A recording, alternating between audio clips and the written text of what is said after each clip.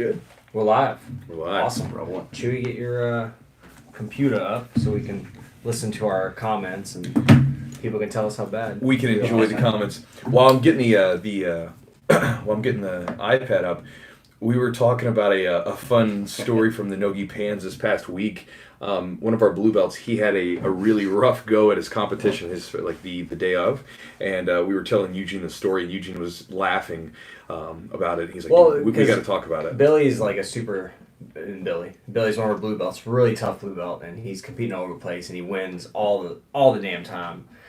Great competitor. So I just saw that he ended up losing his match, close match, but he lost anyways. I was like, man, were you just not prepared? And because he got to the venue late and he was running in and they basically called his name 3 times. So yeah, he gets to the venue late and Eugene's like, well, next time you need to prepare a little bit better, Billy. And then I kind of look at Chad, and Chad's kind of doing that thing where he's like, well, it's not as easy as you think because there's a little bit more to it. So sure you turn your name down just a hair. Yeah. No, or you're good. Okay. So but to talk about it, we so this first day Chad competed, and then on the second day, the Nogi Pans, Billy and I competed. And so on that day, we're getting there, and Billy was supposed to go at 11:06, but in those early matches in the first couple hours, typically they always run a little bit early. So Billy, we're on the train, or actually let's go backwards a little bit. I allot us enough time to get there to catch the 9:30 train into Penn Station, and then we can ride the train up. We'll be there, no problem. I stopped to grab a cup of coffee at this local coffee shop because I was like, look, man, we got enough time to kill. Let's get a cup of coffee. Billy likes coffee. Let's get some coffee. We start driving to the train, and then Chad says it, and he asks to make a stop in a funny way. He says, man, I don't know why, man, but man, my stomach's feeling really upset right now. I feel like I'm gonna like shit my guts out, right? And I kind of was like looking in the back of the rear mirror, and I was like, Chad, are you asking me to take it to make a stop so you can use the bathroom? He's like, yeah. It was bad. That was the closest I've came to poop myself in a long time. Probably since I was like 8 years old. So we make the stop, and in New Jersey the bathrooms don't, like, the gas stations don't have bathrooms because like you go there and they just like you don't even pump the gas in New Jersey. It's the strangest thing. Yeah. Like the attendants come out there to you and they pump your gas. So I got out of the car and I'm like running inside. I'm like, oh god, I don't see a bathroom. I run out back and then I asked the dude, and I'm like, because when your bathroom's near, you're like, okay, I'm getting ready. And then all of a sudden it's like, oh, I gotta hold it longer. So I made it like 10 times worse. And it's like, you gotta go down the street. So it's like, so we had to take it was like 3 or 4 minutes to go down the road. And then finally we made it. And then we're going to get back on the road, and Chewy took a wrong turn. So it took us another 15 minutes to get back on the right road. So then we get there and we head to the train station, and there's almost like a train every 15 to 20 minutes. Except for this one, it was an hour. So it was or not an hour, about 45 minutes. So we had to wait for that and whatever. And luckily we had our buddy Walker was up there, and so when we finally get onto the train, we almost took the wrong train. We get on the right train, or the subway, going up to uptown, and we start getting closer to the venue. And Walker sends a message, and he sends a message to Chad saying, "Hey, they're calling Billy's name. He said he's up." And so Chad's telling him, hey man, tell him to wait. He wasn't supposed to go up because they're calling him early. It's only 10:30, and it's what time is it supposed to go? About 11:15 or something. Damn. Yeah, so you're calling him early. Everything. I was like, I don't care what you tell him. I was like, just tell him. I was like, I don't want to be responsible because I had to go shit to make him. And so I'm kind of getting in the zone too because I'm getting ready for a competition that day. So I'm kind of like, I can't think about it. I have to think about what I've got going on. And so I just sent a message to Chad. I said, hey man, if Billy doesn't get to go, don't tell him until we get off the subway, because I don't want to see some man's dreams destroyed on the subway and just be like, fuck. So so they get off the subway and you're both wearing flip flops or something. Yeah, so they're pop, pop, pop, pop, and they bolt. And they're running to get to that. I don't think so this is for the Pans. This is the Nogi Pans, yeah. And this is in New York. Yeah. So, yeah, I mean, if I've been through New York, I've never been in New York, but I know traffic is it's crazy, absolutely horrendous. Yeah, so you can't drive. I mean, you don't really want to drive there. We're taking the subway up. But you are in the car initially. Or in a car? No, we took the car to Secaucus, took the Secaucus train into Penn Station where you can get to the subways, and then we're taking a subway up. Then to make it worse, when we started running, we left Chewy behind. We just started running. I had Billy's backpack, and it was like weighing me down. It was like, "God, what do you put in here, bricks?" So I was running. He went ahead of me, and I didn't realize that he didn't zip his backpack all the way. So this stuff fell and started rolling down the hill. So I had to run back and pick all that stuff up. And then I ran and I cut through the middle of the building. And I see Billy, he ran like an extra mile around. Like, dude. Yeah, he went all the way around. He went all the way around. I just cut right through the middle and I still beat him there. And I had to run back for all the stuff that fell down the hill. So when I finally get there, I start going up and getting changed to my no-gi stuff because I'll be up at 12. And I get a text from Chad. He says, "Hey man, like Billy shorts aren't legal or something like that." They called him out. So, and I wasn't there for it. So how did that go down? All right. So at first they said that Billy's shorts weren't legal. So we went and got him a pair. And then he went through the check-in and everything. And they started their match. And about like 3 minutes into it, the referee stopped and was like, looked at his shorts and said, "You got to go get some new shorts," like mid-match. Which I think I don't know, if it's been like halfway through the match, there's a point where it's just... To me, like, I don't think, like, you should be able to stop a match mid-match. Yeah. I think if, like, it's something where, unless it's endangering the fighter, just let him go. And then afterwards, like, tell him to change the reason for the malfunction of the equipment he was wearing was he had pockets. Yeah, pockets. Yeah. Yeah, pockets. I guess but I mean, he went through check-in. He went through check-in twice because the first ones didn't work, and then I was like, which I understand maybe, I don't know, I see both sides. But anyways, the person next to us was yelling too because we were all like, "What's going on?" Because he's stopping the match. Mm-hmm. And the guy next to us, or Billy came back up, he's like, "He's saying my shorts won't work." And then the guy saw that Billy had compression shorts on. So he's like, "Well, just take your shorts off and go back out there." So he's pretty much in his underwear. So Billy takes his shorts off and he starts walking back out there in his underwear. He's standing in the middle just looking around in his underwear. Everybody's looking at him. Luckily, one of our buddies, Nathan, he saw Billy out in his underwear in the middle of the mat and took off sprinting to get him some shorts. Well, the funny thing is like Billy, like, at that point, as a competitor, like, you're not in a normal state of mind. Think about anything. And so you're probably just, like, disgusted. And so I would probably do the same thing, like, just be like, screw it. Like, just, let's go right now. Like, just like, you guys are being, like, jerk-offs, you know?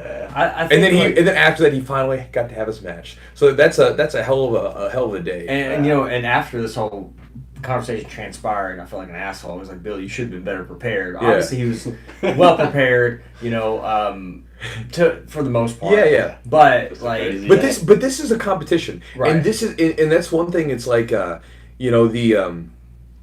whenever you go to compete, it does not matter, man. There's always going to be some stuff that like you just weren't ready for. Yeah. Like I remember being in a fight to win competition, and I remember like I was up. They're getting ready to call me, and then they stopped. And I was like, what's going on? They're like, the live feed went down online. I'm like, shit. I was like, I want to go right now. I'm warmed up. I'm ready to go. Let's go now. And they're like, no, you're going to have to wait. It was like 30 minutes of waiting before I finally got to go out there. So like I had to like constantly like get myself warm and stay mentally ready. And like when you're a competitor, man, you get into a particular mindset, and when you get thrown out of that mindset, which can be done a number of different ways, it really messes with you. And it's worth sharing this story about Billy because you just never know what's going to happen come competition day. Your shorts may not be legal, and it's not just the IBJJF. They're picky, but dude, we went to this little, we went to like a regional like little invite. Yeah. It was a black belt invite, brown belt invite, and they told us that our gis weren't weren't neither legal. One of us had the right color gis. Yeah, so we had to go find gis to wear. So you never know what's going to happen, and so it's always you just have to roll with the punches when it comes to competition day because everybody's been there where your match is late or your match is early, right? You were preparing for this guy, all of a sudden like you go against this guy, or there's so many factors, and so you got to be ready for it. I told Billy, I was like, look, that's kind of almost worst case scenario. The worst case scenario is you're not able to compete. Yeah, but. All that shit went down, and I think for him, first of all, it's a memorable thing, and he's got that to always look back on to know that's about as bad as it gets. So he has bad experience or some other stuff, unforeseen circumstances come back, Never he's going to be like, worse well, than I was in a worse situation. Mm-hmm. You know, so I think that's, you know, positive, I guess. You know, he spent a lot of money and time and preparation to go and then have to sprint and all that stuff and get tired. But but the thing is though, man, all that aside, what a crazy memory to have. Right. Because to me, man, like some of my favorite memories that I have from like matches and stuff were not like the like where I went in and everything went perfectly and I won. Those are kind of honestly not the most memorable ones. The ones that really stand out are the ones where like everything was everywhere, like crazy stuff was happening or whatever. You know, like those are the ones that really stand out in my mind and make me remember stuff. You know, and so. Honestly, I'll remember that for the rest of our lives. Oh, dude! Like we were getting ready to go, and Chad almost crapped his pants, and then like we had to stop, and then Billy had to run across. I mean, just it's a crazy mess, but it's like those things that's life, man. It's life's a mess, and it's what makes it memorable. Yeah. If everything went perfectly all the time, it wouldn't be nearly as enjoyable, nearly as fun to remember. So what's something like that you did? So for your fight to win, 30 minutes. You're fucking ready to go, you're prepped, and you're like in the zone, and then you're not going, and you got to wait. What do you do? What do you tell yourself? What's your internal dialogue? What do you do physically? What do you do mentally? You go into it, right? When you go into a competition, you go into it knowing that there's going to be frustrating stuff that's going to happen. There's going to be stuff that your opponent's going to do. There's going to be stuff that the refs are going to do. There's going to be stuff that just like sheer happenstance is going to happen. Yeah. And you can't worry about it. Right? You can control one thing and one thing only, and that's how you perform. Right? Obviously, you can control having the right colored gis and all that kind of stuff. But assuming all this stuff is in place, when you get out there to compete, the only thing that you can do that day is when you step on the mat. That's the only time where you get really like antsy about it, right? Like because that's where you come in. All that other stuff you can't control, so don't worry about it. Don't even give it any mind.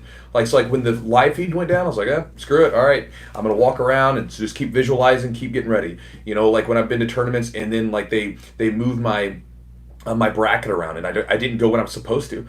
All right, screw it. I'm going to just go chill. I'm going to wait till it's time to get up. But you see people sometimes they get so hyped, they get so angry, they get so frustrated by that stuff that it affects their performance because they put so much energy into that kind of stuff that then by the time they finally go, they're exhausted because they've been making a hubbub about like the fact that their bracket got moved. Who gives a shit? Like it's done. You can't change it. Come down, relax, and then get ready for your match when it's time. Yeah. You know, I mean, you can't control it.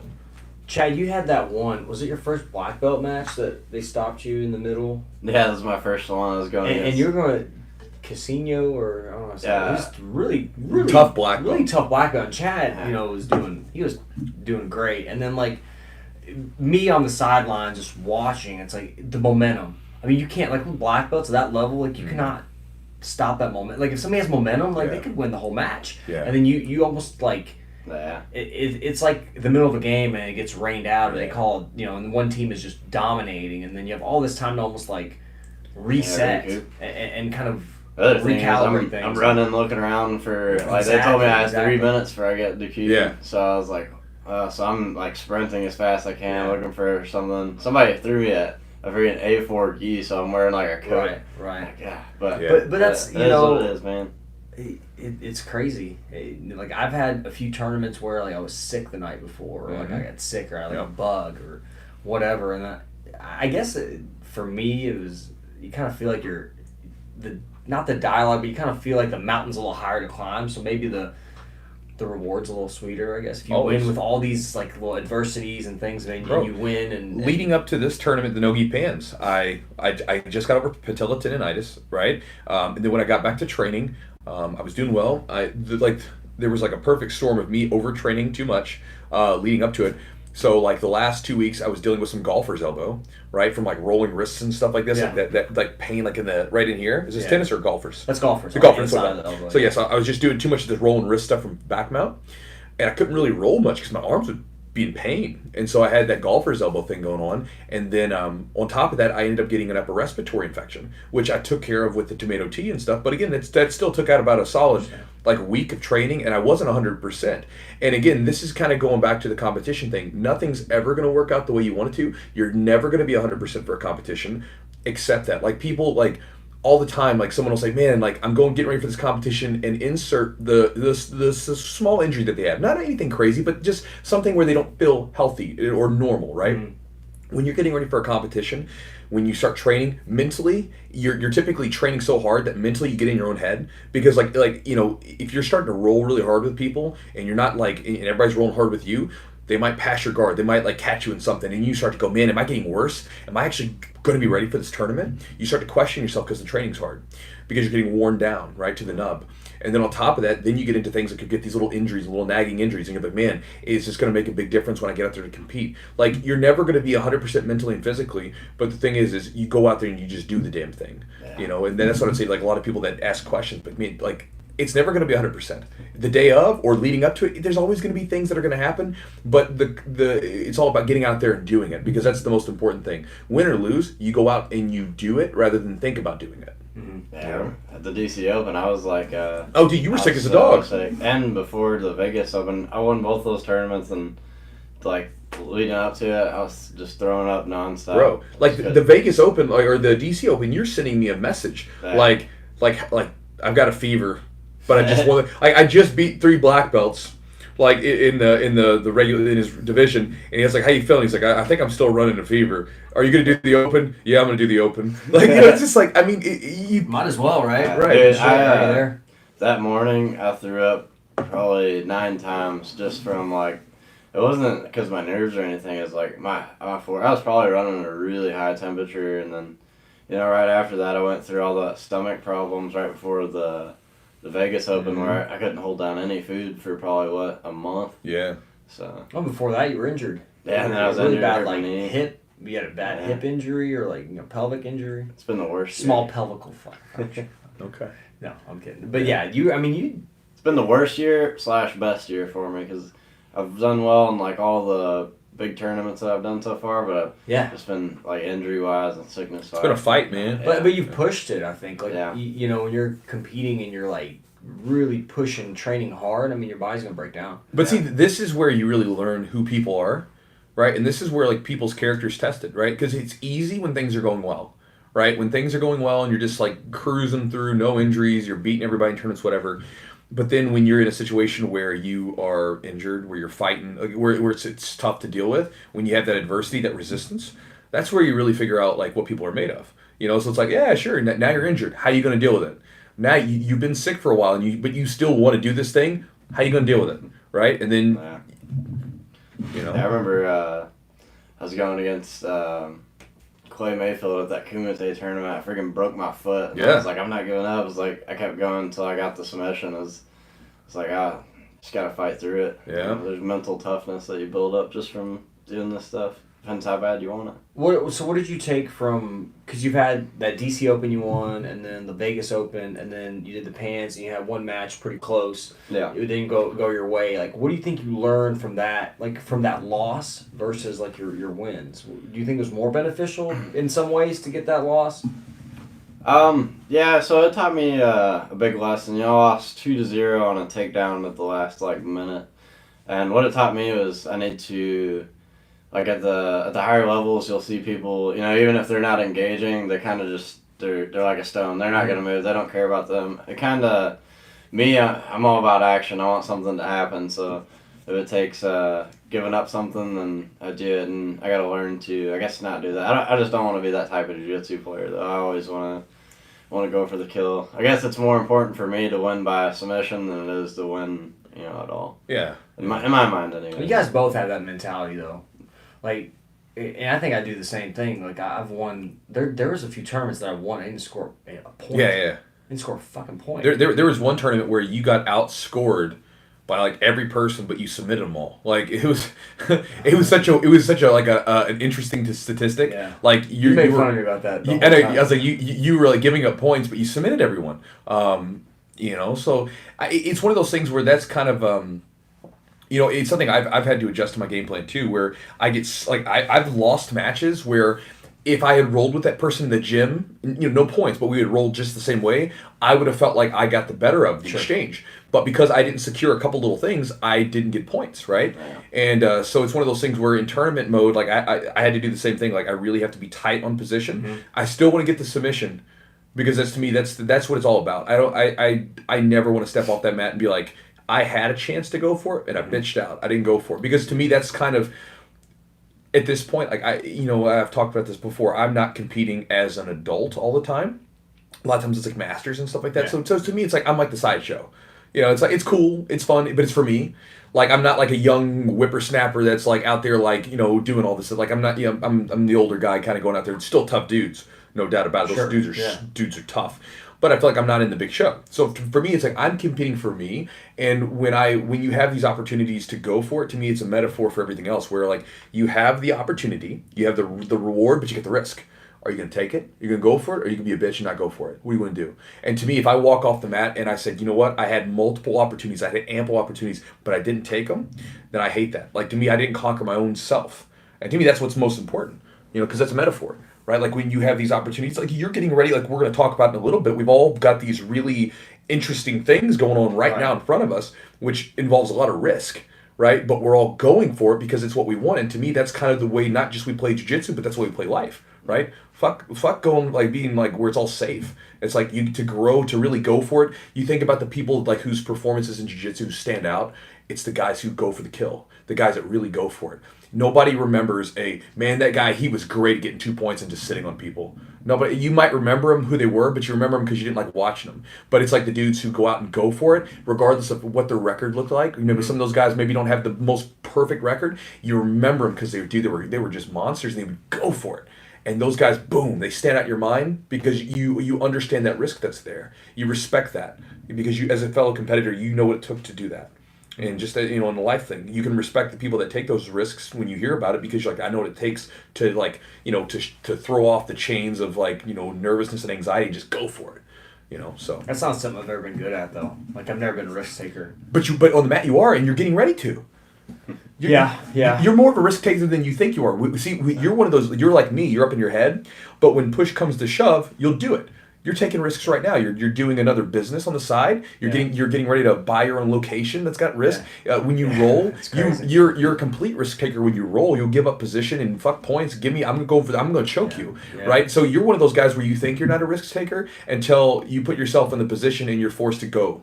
And then you just go. Yeah. It's tough. Like I guess over the years, you're like you think to yourself, is this it? Yeah. Like in life in general. Yeah, of course. Like you're doing a 9 to 5 thing. And this is a big thing for me. Like, is this all I'm doing? I love what I do, but it's like, is this the only way to do what I love doing, or is this all there is? It's because you feel like you have more in you. Yeah. You're like, there's something more in me.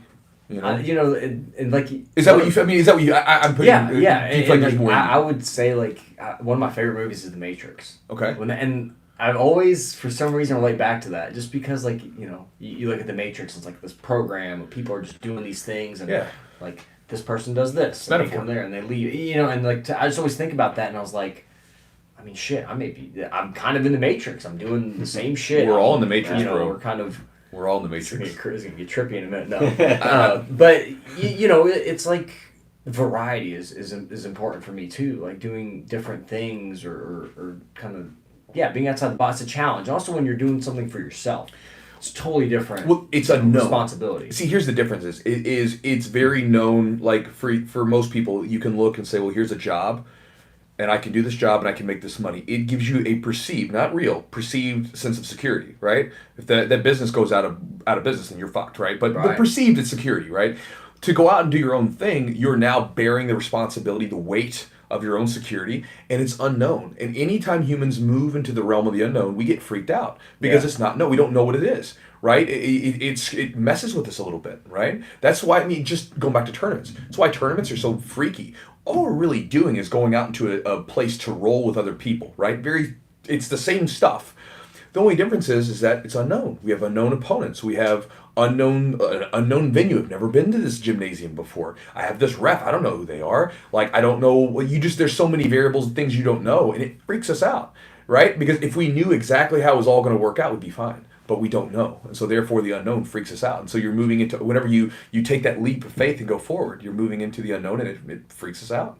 Chad, what about like, because you were working a crazy job. We've talked about this before. Yeah. You worked a really crazy job that like you worked crazy long hours, nights and stuff, and and it really affected your jiu-jitsu. Like, what was the point for you that you kind of decided that, like this jiu-jitsu thing means a lot more to me than kind of the secure paycheck or this just job that I'm doing? I mean, there's so many things that led to it. One, I was just, I was getting, I'm trying to think. I put so much time into jiu-jitsu, Right. and I wasn't able to give back to the students as well. I come in here with shot red eyes and stuff, and I felt almost wrong for even being a teacher if I couldn't give that 100% effort to, always be there. And then I was doing really good in competitions. I won the Blue Belt Juvenile Worlds. I won every belt rank for IBJJF, and a bunch of other tournaments, Grapple Quest, all that stuff. And then all of a sudden, my tournament started. People that I was destroying, they were coming close to me and stuff. And there's a lot that goes into it, but.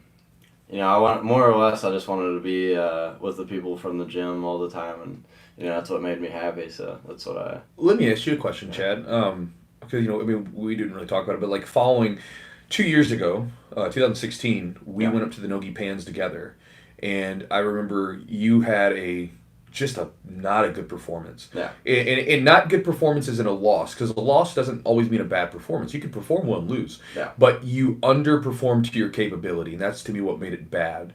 Yeah, that was one of the biggest. That tournament was. I was going against someone and I felt like I could beat the dude, but I went out there. I did the same thing probably for 8 minutes straight, just trying the same thing. Just didn't do. I didn't switch to anything else, and felt terrible, was gassed out. Just Well, and I remember having a conversation, like you and I had lunch together the next week, and we kind of talked about it. Like, man, like you're working, like you said, you were coming into the gym and you weren't yourself. I remember rolling with you, and I'm like, man, like there were days where I felt like I had to take it easy on you, and like I mean that's not normal, and I was like, dude, what are you doing? Like, you're young, like to hell with this job, dude. Like you have no kids, you don't have a family, like just do something else. And that's kind of, that was to me like one of the big moments for you, was after that tournament, because it was like, that hit me in the face. well, I mean, and the bad thing is that before that you had gotten by. I mean, because he would like you would go to these tournaments after working a third shift.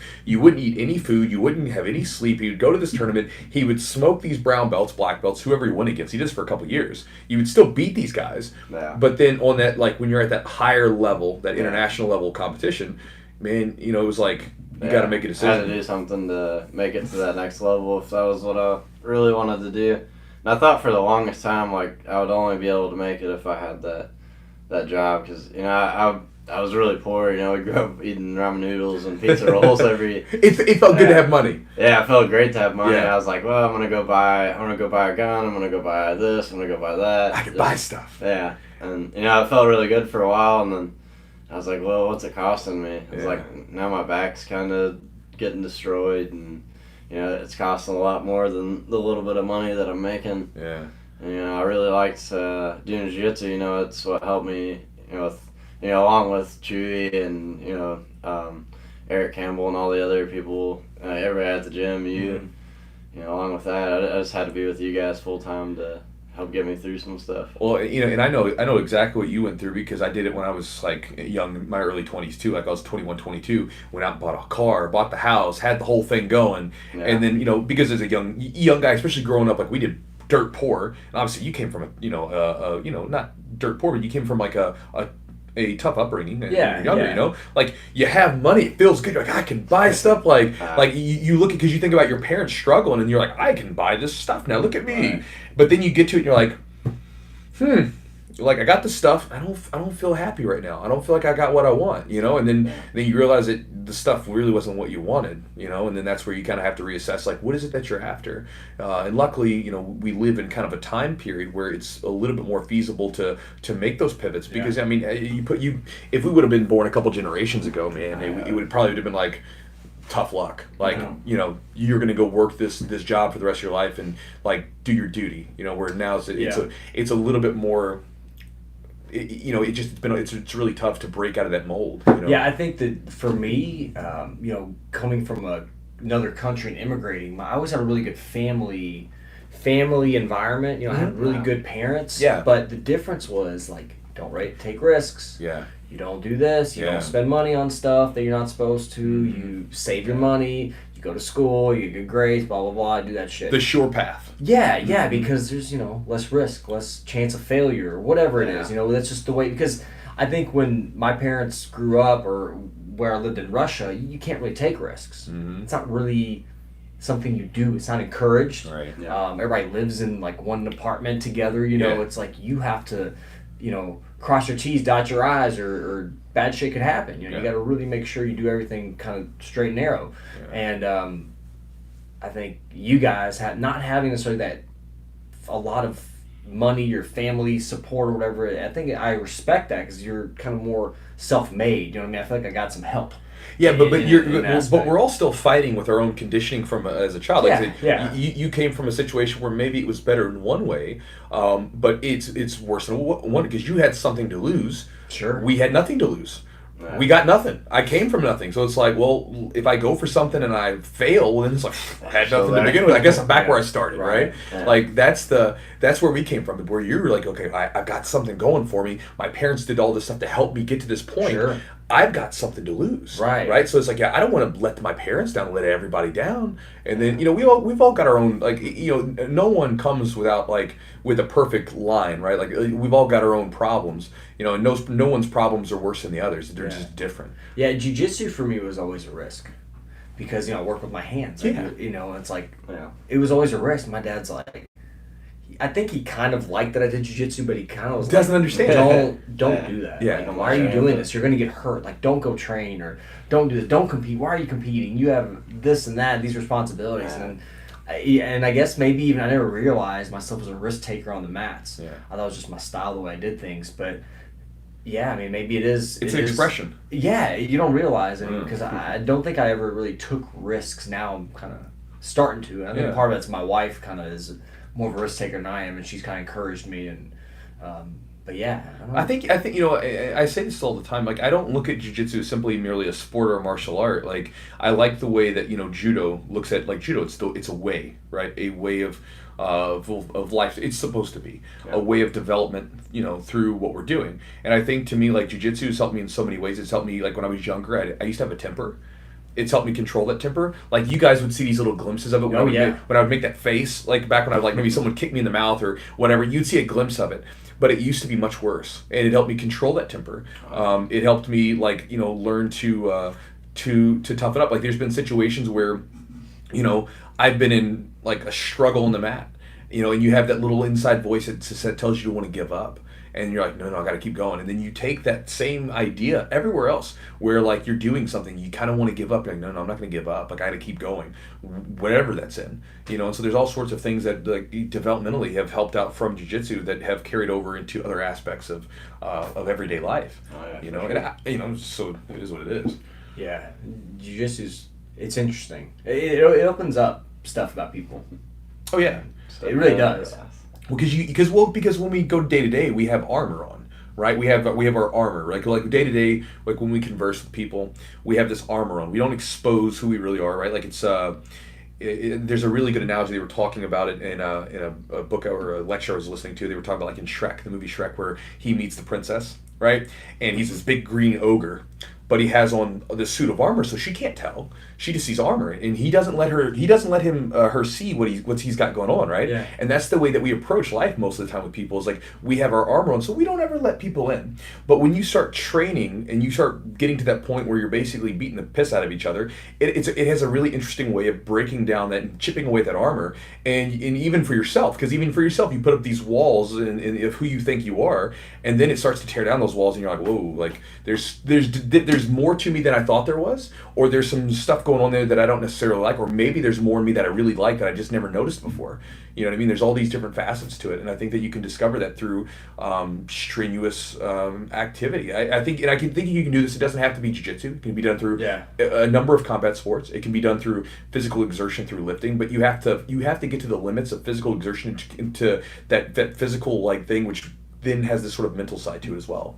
Yeah, I like seeing guys that are kind of out of shape or not very athletic come in to the gym, and you see transformation. That changed their whole life. Like Ben Fowler, super overweight guy, just out of shape, didn't really, and he stuck around and he just had his second MMA match and he went from destroyed the guy. Went from a dumpy 270 who took him 6 months to come into this gym, and then he finally came in, stuck with it, and he fought with me years ago, and then he fought again recently. Yeah. And he's a guy where like he's like tough, man. Like Yeah. you know, like he's really friggin' tough, and it's like he's someone now that if you would have asked him when he first came into this gym, hey man, you see this guy right here, if we could like show him a picture of who he would become as far as the way that he fights, the way that he rolls, you're gonna become this guy. He'd be like, no fucking way. Ain't no way I'm gonna be like that guy. You know what I mean? You just can't imagine it, right? But he stuck with it, and he got to change his whole reality, right? Who he was. Like, he's a completely different person. What do you think the key to that is, though? Like, what does it take in a person to be able to... Because a lot of people that are not in that situation come in and they leave, or they fail. I don't want to say fail jiu-jitsu, but jiu-jitsu is not for them. It's not for everybody, but it wasn't for them. But why somebody like that? I've really grown to like the term. I said it in one of my videos one day, and I don't know where it came from, but embrace the suck, right? Like, that's, I mean, to me, it's like perfect, because it's like, dude, embrace the suck. Like you know things are going to be tough. You know they're going to be tough. You know getting into jiu-jitsu is going to be tough. Like when Chad competes, he knows it's going to be tough. He's going to have a struggle. It's never going to be easy. Life's not easy. Nothing's easy. Embrace that. Be ready for it. Welcome it. Because it's the thing that's going to make you stronger. It's the thing that's going to make you more intelligent. It's the thing that's going to like make you grow in all these different aspects that you want. It's all the things that you want are there, but you have to go through a struggle to get to them. You don't get to just get the easy way. Right? And that's the thing, is most people, they say they want the struggle, but when that struggle comes, and it comes in different forms. Maybe it's like, hey, your wife's really pissed at you for not training, or maybe like you've got to really like work hard because you've got like kids and you're kind of tired some days, and you've got to like maybe clean up your diet so that you have more energy to go train, or maybe like you know you've had some your fingers are hurt or something. Who knows? You have all these different struggles, and when the struggle comes, people fold.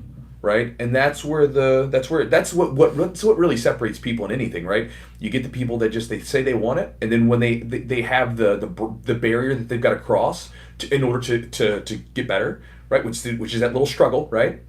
Little voice inside your head, whatever it is, and then they stop.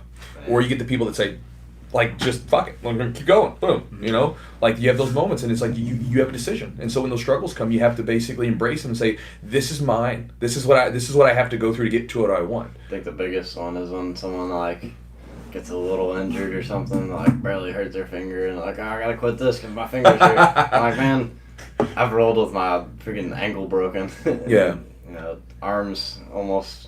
You know, a few turns, my arms broke, I'm still going at it. I'm like, I don't care, I'll be there in the next week. Yeah, you know, and I'm not saying that people have to come in with broken feet or necks or something. I'm not saying that, but the thing is, man, it's like, if you run away from something at every sign of discomfort, and you seek just pure comfort, your life's gonna suck. Because it's like you're gonna see everybody else pass you by, and you're gonna want to be there, but it's like, well, that's fine, but you never did anything to do it. You did nothing to get there. It's like nothing comes without a price. Nothing, right? It doesn't matter if we're talking about money. It doesn't matter if we're talking about skill and something. It doesn't come without a price. And if you're not willing to pay the price, then just, you know, you're going to be wherever else you're going to be. You're going to basically, life's going to give you what you put into it. So if you're not willing to pay the price, life will give you what you put in. It doesn't give you much. But if you're willing to pay a price for something, well, then you'll get something back for it, right? You don't know when, but it's going to come. You know, and that's the thing, people have to be willing to pay some price for the thing that they want, and a lot of people aren't willing to pay the price. Yeah. Whatever it might be, whether that's physical exertion, whether that's injuries, whether that's money, whether that's whatever that is. Like, whatever you have to put into something, people aren't willing to pay it. You know?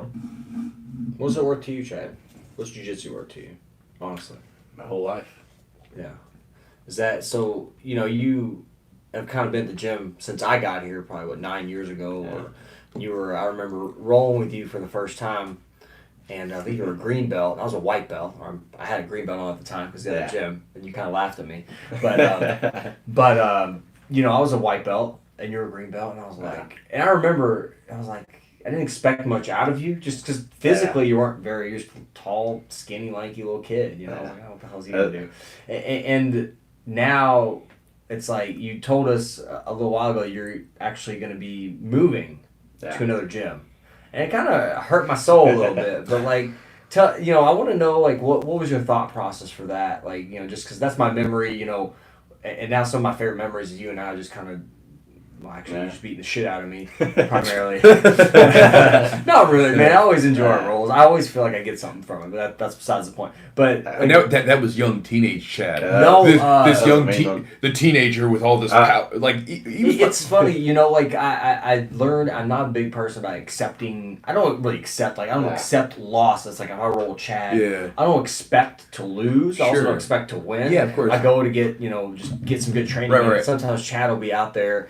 And like he'll be looking around for a partner, and I'm like, all right, let's fucking go. I enjoy it because I know he's not gonna try to kill me, and I'll pick something up from it. Well, no. But when you first came into the gym, he was teenage Chad. When Chad was a purple belt, yeah, it was always a battle. What's I'm saying? Well, you think you took a kid who he's a kid, teenager, and I mean I would have been the same way. I was the same way when I was like 18, 19. When all of a sudden I had this power, I was like I can beat grown men up. Like you're just like you're a teenager. You're like I can take I can take anyone off the street when they come in. I can fold them into knots, and there's nothing they can do about it. Like what a power to give a teenager. It is. Oh my god. So I think I told you the story. Is like when you first came in. I'm pretty sure I was a blue belt. I might have been a white. No, I think you were a green. No, yeah, I was a green belt too. Yeah, it's 2010. And you came in with a green belt, and at the time, I didn't think that adults got green belts. So I was like, I'm gonna destroy this guy. Let me explain this. The gym that I was at, they didn't do stripes for white belts. It's not that uncommon. Basically, you test. We had a test, and so I was basically considered, like a 2-stripe white belt pretty much. I was white belt without the stripes. And then, honestly, because I put my white belt back on, I didn't have any stripes on, I was, I've been training for a little bit, and people are like, what the hell why is that guy have no stripes? I swear, maybe that's just me thinking, but I don't know. I remember seeing you coming in with that green belt, and the first thing that clicked in my head was like, that's the first guy I'm rolling with. Really? Damn, that's a good start. No, but so what do you feel now, black belt, and you've you're in this point now. You've won some big tournaments. Yeah. Like, what was your decision now to? So first off, let's talk about what that is because everybody's the title. Well, I don't know what's going on. Yeah, because the title for this video is I saw the title and I was like, Chad's leaving, and everybody's like, what the hell's going on? What's going on?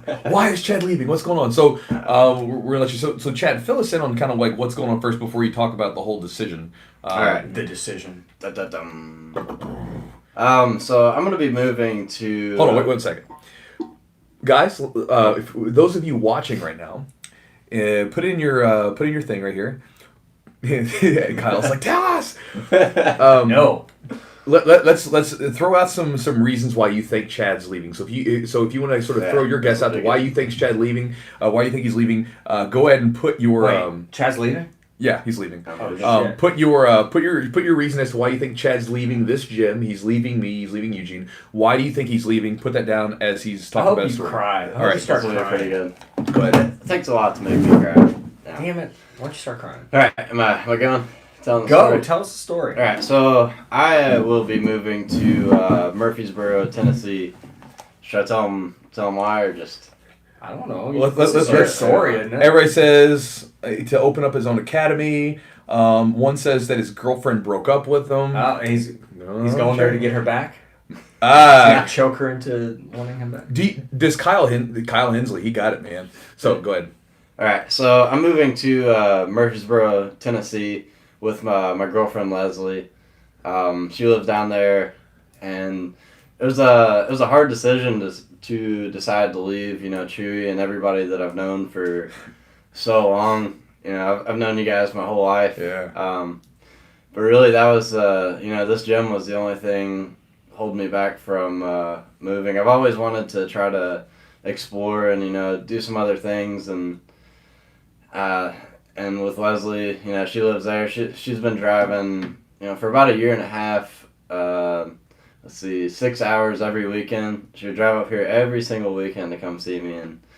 My back was hurting at one point. I think I had a bulging disc in my back, and the girl went out and, the next day I had a bed, waiting at my door. Bought me a bed. Oh, my God. My feet were hurting. Bought me some shoes. Not just that, and she really does truly, she really does love me. Yeah, I mean, aside from all that stuff, she's when you if there's a video when someone's recording and Leslie's nearby, she's just she's so enthusiastic. Really is. She's 100% Team Chad. Yeah. She's really sweet. Yeah, Yeah, and that doesn't come doesn't come very often. Yeah, no, Oh, man. It's funny because like Chad and I, we sat down last, like I guess it was like last December, and we're having dinner, and I was like talking about goals and stuff like that. I was like, okay, like I was like, are you gonna be moving to Nashville sometime soon? And just because I mean, it's a real thing, Yeah. like and he's like, no, I don't think so. And I remember just saying like, look, man, if it ever happens, if it ever comes up, just meditate on it, sit on it for a little bit, and wherever your heart tells you to go for that shit, just follow Yeah. it. Don't get too like I don't know, like wherever your heart's saying go, and Yeah. So I thought on it for a little while and just yeah, I was like, all right. It's like that thing doesn't come very often. You got somebody who's just gonna support your dreams and help you with it, whatever. I did the same for her. Just I don't know. I feel like there's just something there. So Yeah. I had to take that opportunity. It's not like I'll never see you guys again, or I'm still gonna do my YouTube stuff and still come see you we guys. can watch him through video now. Oh, Yeah. sweet. We can watch him through YouTube. He'll send There us you a go. video. Hey guys, miss you. Yeah. The big thing though is I remember I came in one day and Chad looked at me. He's like, "Hey man, like he's like, it's like, you got a minute? Can we talk?" And I looked at him. I said, "You're moving to Nashville, aren't you?" Like, I was just like, I could That was tell. the first thing. And he was like, "What? Oh, yeah." I was like, "Yeah, cool, perfect." I was like, "You got to do it." I was honestly, Joe and I both were waiting for it, because and for people that are watching this, they're like, why? Like, tell her to move up there to you, whatever. The thing is, she's still in school. Yeah. And so that's the situation. So it's like still in school, and I mean, obviously, it'll be a fun adventure. You're gonna go down there, you're gonna see some stuff, and you're gonna go out there and just see what happens. And again, that's life. It's fun. Yeah, it's when you started kind of taking the reins a little bit more at the gym, you made it yours. And I know Chewy had mentioned a few times, like, oh, like look at Chad's classes are growing. Yeah. And you could tell people were there for you to learn from you. It wasn't like 'cause Yeah. Chewy's kind of like everybody would show Chewy's classes and show up, and it was always good numbers. And yours kind of started to grow and grow, and then you started impacting all these younger kids in the gym. You still teach the kids classes, and these kids start looking up to you, and then the adults would start looking up to you. So it was hard, like I think for a lot of people at the gym, just because we care about you and we miss you. I think from that we're happy for you. That's the bottom line. Yeah, It's yeah. most important. Well, Yeah. I mean, absolutely. It's like obviously we miss him, and that's like someone was like asked me. They were like, "Man, are you upset Chad's leaving?" Or something. I was like, "No, like, dude, I'm happy for that dude. Like, I mean, because it's like he's not that far away anyway. Yeah. It's like, and then the second thing, it's like, dude, like, how can I be upset? Like, it's like I knew this day would come at some point because it's like as as someone who's like, like in some respect trying to be like a big brother. It's like I know at some point he's gonna spread his wings somewhere else and he's gonna go. But isn't that the point? That's the whole. Yeah. It's supposed to be the point, point, right? But the thing is, we talked about this before the podcast. But when you get something that's good, it's mine. People try to hold on to it. They become very possessive. So if I was a possessive asshole, I would be like, no man, don't move there. Fuck that bitch. Don't move. Stay here and like stay here with me because you need to be here. I'd guilt trip them. And there's people that do that kind of stuff. And I'm trying to hang on to it. But if you're doing what you're supposed to do, you say absolutely. You've got to go on. I've done my journey, right? Like now you've got to go on. You got to go on and do yours. You got to go experience your hero's journey. You got to go through and make up your own story, and see what happens. I do my best when my back's against the wall too. So it'll be a whole new experience. Have to branch out and. So what's your game plan? Like what? So you're gonna move down there in October, correct? Yeah. So October 20th is my moving date. Can we What Shark I Tank you? planned if everything. We're gonna Shark Tank Chad. Let's do it. What's that? Let's Shark Tank him. Shark Tank. Yeah, for Well, real. I think that I was talking to you. Maybe we can do like an open mat for my last day. And, All right. Roll. That'll drink work, some I beer. guess. Jeez. But my plan, if everything was perfect, which you never know, you can't have. Nothing's ever perfect. But if I had the perfect world, what I want to do. So Leslie's in school for 2 more years, and she's trying to be a special education teacher. She loves helping kids with autism, and but sorry, I lost my She likes helping kids. Yeah, Well, that's that's helping what, kids. I was gonna make I a thought joke. he was gonna start crying. Maybe. No. I was like, well, that's why she really likes like helping out Chad. Yeah. Chad's. Are you saying? I saw him over there looking, and I was like, I was just what like, is he because he's gonna like, say? she's gonna, because I know she's gonna be a special ed teacher. Like that's why she likes helping out Chad. Chad is special. But He's a special anyway, kid. she's got 2 more years in Nashville, and like the out-of-state tuition is crazy. That's why she can't move here. You know, if she moved here, it would cost Oh my god, dude. ton of money. Yeah. So it's better, you know, not for her not to have to drive 6 hours every weekend to come see me. And Where are you gonna train? after 2 years, I'll be training with Sean Hammonds at his main academy, and then a few other gyms around there. But my plan is compete for 2 years while she's doing that. Compete, try to do as many seminars, as many competitions as I can.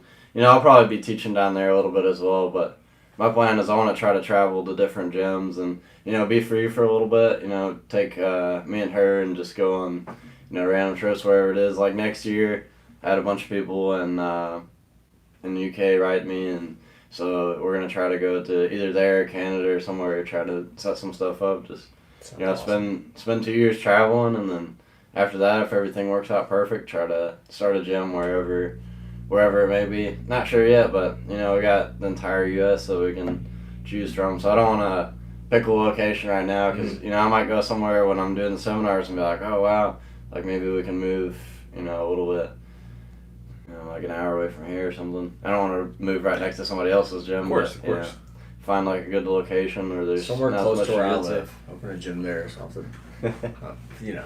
I mean, it's good. We're definitely happy for you, for sure. But we hate to see you go. It's sucky. It's Then if everything, I mean, I was kind of talking to Chewy about it too. Is like maybe like every 4 months or so, try to come back down or do something or. You know, whatever works. We'll just Yeah, well, play we were by thinking ear. about either Chad can come up and do like a little like training session, or maybe I guess if he gets too busy, maybe he can do it like a seminar? a virtual seminar through Skype. Hey, so I'm too busy for you guys up there. Here, I'll do a video for you. so I want to actually ask about seminars since we were talking about seminars. Okay. So you guys have been doing more seminars and doing some seminars together. So what are some favorite places you guys have been, or some seminars you've enjoyed more than other? I mean, just in general. I know you did a seminar in New Jersey, a couple of those was it Kurt Pellegrino's? Yeah, no, so I did one in Kurt Pellegrino's a few months ago, but the one we did this past week, we went up to this small town in Hackettstown. I don't my Is that New Jersey? Yeah, I don't know anything about New Jersey. So, like, you know, for me, like, New Jersey, just, oh, it's New Jersey, whatever, you know? But obviously, it's just like anywhere else. You go out there and there's some places. So it's a small town, like a small, like, little, like, tiny little town. You know, we were driving there. I mean, man, we were going up these windy roads full of, like, wooded areas. And I'm just like, where the hell are we going? And we went up there and this guy Danny has a gym up there. I think they're a Jamie Cruz affiliate. It's up in New Jersey, Hackettstown, called Ronin. And man, like it's one of those things where we were like, you know, Chad. We're kind of like Chad, and like Chad's like asking, like, how well do you know this guy? I'm like, well, I don't really know him. I've just talked to him a couple times through Instagram. We talked on the phone, whatever.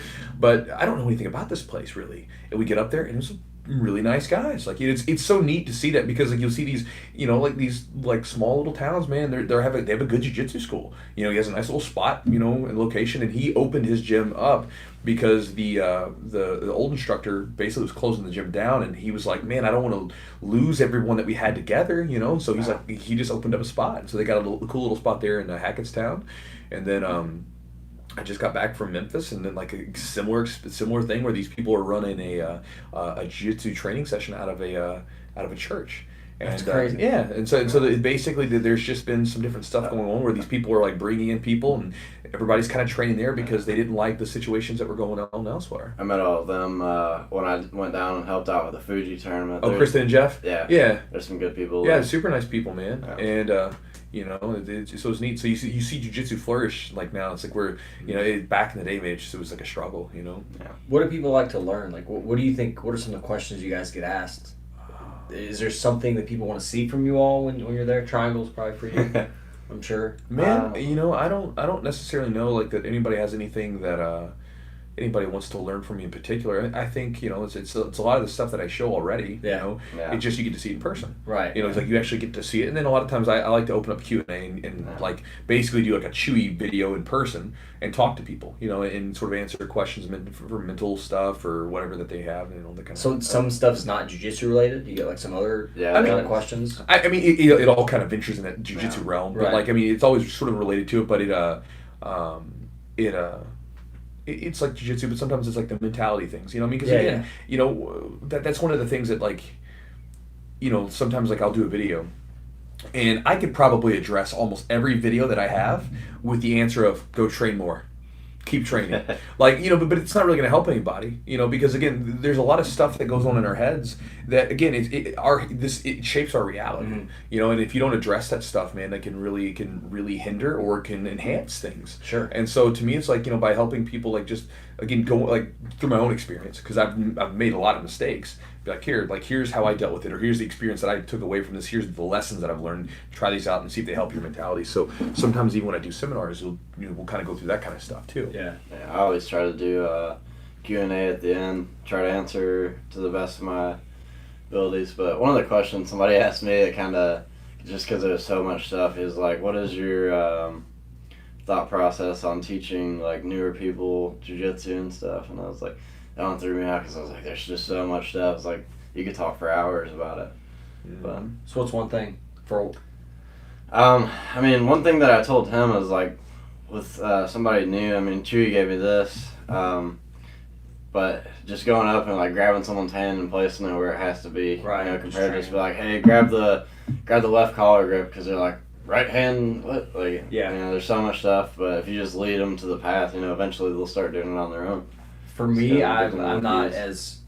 as seasoned of an instructor, but I've got to teach. And if it's a white belt or brand new person, I tell them to slow down. Yeah, always. I was like, do this slow, because they get like the move, they start wanting to go really fast. Yeah. It's like just do it slow. It's another thing I said. I was like, the more you teach, I was like, the more you're gonna learn like little things that, like you could probably tell me something, but if I've never taught a class, then I go right in one ear, right out the other. But Yeah. the more I do it, the more I'm like, that's what he meant by do this or do that, and then you kind of get better at it, and then Well, it's just like anything else. It's Yeah. like you say, hey, how do you become a better coach, a better teacher? Well, I mean, as long as you're genuinely interested in someone's success and them, then reps. Like Sure. teach more, Right. be there more, because that you just like doing a move. The more you do something, the more you discuss something with people, the more you explain it to people, the deeper your knowledge of that thing goes. everybody. The main thing that I picked up from teaching is everybody learns different too. So some people I teach a certain way. Like I know Patrick over the years, one of our really good blue belts. I've taught him a little bit different than I have other people, just because I know the way that he learns, and you kind of adapt to someone as a coach, and I can help out their style a lot more just by putting time into him. Patrick, that's another guy that has a kind of an interesting story. It's worth noting because we're talking about Chad leaving. We talked about you kind of doing your own thing, and we're that's kind of like the sort of the subtopic we're talking about is kind of following your own path, right? Patrick, came in and he was really overweight, very just plain fat, right? Big guy, and he was still kind of good back then, but he just whatever. Well, I remember he was losing a bit of weight, but he was working at a place Chad was working at, and I remember he came in one day to the gym, and he came in and he said, "Hey man, I need to cancel my jiu-jitsu membership." And I was like, "Oh, okay, man, that sucks." I was like, "Is everything all right?" He's like, "Yeah." He's like, "I'm just I'm working a lot." And he's like, I'm and he starts telling me all the shit that he's buying. I just bought this new couch, bought this house, bought this. He starts naming the shit, And I just looked at him because I was like, dude, I've been there before, right? I've been there. I was like looking at myself at 22. I was like, that's cool, man. I was like, are you happy? And I just asked him a question, and he looked at me and he goes, yeah. Like you could tell. I was like, and I was like, okay, man, cool. I was like, if you're happy, because I'm like thinking, I was like, you're not fucking happy. You think you are, but you're not happy. Yeah. And sure enough, man, like fast forward a year, he got rid of all that shit, and then he started training more, and now he's like, I gave him so much crap for because we worked together. I'm the one who got Patrick started because you're his buddy. We were I met him in college, and I did like a little anything I wrote about was about jiu-jitsu or MMA, so I had to get up and do this big speech, and he found out that I did it. So he starts talking crap to me, thinking that he could beat me up. So I was like, all right, man. Come on down. I invited him in the gym, and I I hit him with a throw and armbarred him in like 10 seconds. And ever since that, he came back. And then he did it for a little while, and then he went to quit, and then he came in and told me that, and I was like, Yeah. just stayed on him, and then he came back, and he's been killing it ever since. Yeah, he's one of those guys that's got like a really. First of all, yeah. Besides losing the weight and stuff, he's gotten such better shape. But his style is so much different than anybody's at the gym. There's a couple guys that really are heavy on a leg lock game. It's just funny to me how he's. And I don't know how that came about. He's just he rolls a lot differently than most people. Yeah, but see, this is the beauty of it. Like, and this is how you kind of go to a good gym. I feel when you go into a gym and everybody's got different styles, right? Because that means that the instructors that are teaching are like showing enough difference of variety that it's allowing other people to move in their own direction, right? So instead of like, because I've been to gyms where people are like, don't do that. That's not going to work. It's like, man, try it, and if it doesn't work, let it go. But otherwise, try it, right? Especially if it's something that you kind of know, even though it's maybe not your style. So at some point, he learned how to invert, he learned how to gravity roll, and he learned some leg locks, and he ran with that stuff, and he's able to have that super he has that leg locker game, and he really enjoys it. He's pretty damn good with it, and even in like in IBGF tournaments, he does well. He's able to spin around. He moves really well for his weight. And so it's just one of those things where he went in a different path. Just like you do like loop chokes and stuff. I don't do loop chokes. Like I do like one every now and then as just sort of thing. But like I only did a loop choke after you did the loop choke, right? Like it's like so you get everybody moves in their different directions, and to me that's a good sign because I've been to some gyms where they teach this hard curriculum, and it's like rolling like with the little like jiu-jitsu robots. Everybody's just like a little automaton, just doing the same stuff over and over again. And if you roll with one person, you've rolled with all of them. Yeah. Whereas if you go into a good room and you roll with one person, and every roll is like a little, there's similarities and there's like threads of the same stuff, but it's very different each person. Like this person does this a little bit more, this person does this a little bit more. There's differences with them, Yeah. I think it's a good thing. Yeah, a guy I talked to, he's been to the gym a couple times, and he said he's been to a couple gyms. Yeah. And he just really enjoyed. He's still kind of testing out some gyms, seeing what is his best fit for him. But he's really enjoyed the beginner classes, like because it was structured. Sure. It was a lot more like. I think you have to really keep it simple. Have to keep it structured. Certain things, because I think white belts will get overwhelmed. Yeah. Most people will get overwhelmed. Dude, everybody gets overwhelmed. Yeah, but that's what he liked. And I think it's important initially. Obviously, like he said, there's a video you did about like you can sample or something's like a blue belt, like you can sample. You did a video, a YouTube video. It says now you can sample. You try different. The blue belt is the buffet belt. There you go. Right, because because once you have the basic underlying fundamental knowledge, exactly. That's when you kind of go, well, let me try a little bit of all this stuff. Yeah, that's what. Yeah, so I think that curriculum is good to have a pretty strict curriculum to begin with. I think it's good to have a curriculum so that you cover the bases. Yes. But at the same time, you don't make it strict as in these are the only things you need to know. It's like, look, this is just we're covering the bases to make sure you know what you're supposed to be doing. Like you don't want to like let someone have a blue belt who doesn't know how to do a headlock escape. Absolutely. Right? Or it's like, oh, you got a blue belt, but you don't have a takedown. Like how the shit did that happen? Right? They fell through the cracks. Like no, we need to make sure all the bases are covered. But in that sense, once these things are done, you move in your own direction and you follow your own music. Interesting. Because to me, jiu-jitsu is an art form. I'm very much in the art side of things. And so to me, it's like, again, we don't have, I've said this many times, we don't have canvas to paint on, right? We don't have a rock that we break down and sculpt on. We have the mats. That's where we do our brush strokes, right? So like when we're moving on there, that's how we put together our art. And to me, it's like if you make it too restrictive, you impede on someone's ability to express their art in their own way. And everybody's body types are different. The way that they move is different. The way their strength, their athleticism, all these different attributes are different. So to me, it's like it's good to cover some bases and have that technical baseline knowledge. But at that point, then like you have to move in your own direction artistically. You gotta discover what your body can do because it's gonna be different than what my body does. You might do some things similar, but it's not gonna be the same. What was it like? I know you guys were up in New York and New Jersey. You guys trained a couple of different gyms. Like, what did you see at some of those gyms? I think most Tom DeBlas's gym. Is that correct? How was that? We went to the New Jersey one. We went to besides the seminar up in Hackettstown, we went to Kurt Pellegrino's gym. Yeah. Which I've been there before. Nice dudes. And then we went to Tom DeBlas's gym.